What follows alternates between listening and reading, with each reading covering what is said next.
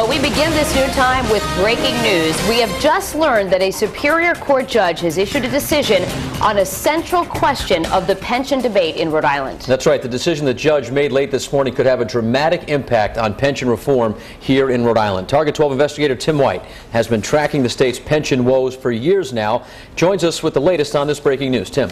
Yeah, Danielle, Patrick, this is a significant decision. A judge has ruled that state workers have an implied contractual right when it comes to their pensions. Labor officials I spoke to today are applauding the decision. Now, in background, unions filed suit in 2002 over changes made to pensions. Experts tell me that, in essence, the state under then-Governor Don Kucheri was hoping that the courts would say this is not something they need to rule on. But a judge today is saying that this is an issue where the courts have to weigh in. In other words, the state can't just change pension benefits without court approval. There is some significant language in the 39-page ruling I want to read for you. Associate Justice Sarah Taft Carter pointed to other rulings nationwide, and she wrote this: in adopting this view, courts recognize that the promise of a pension is part of the compensation package that employers dangle to attract and retain qualified employees. Now, as experts tell me, the fat lady hasn't exactly sung when it comes to pension reform.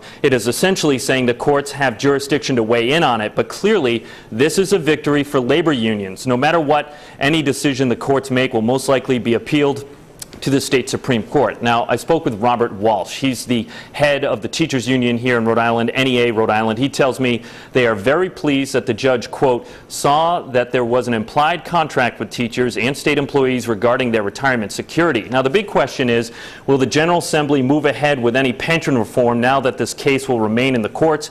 Any changes made to pensions will most likely, again, be met with a legal challenge. Walsh tells me it would not be prudent to make any further changes to the pension system without knowing whether the changes they make are legal.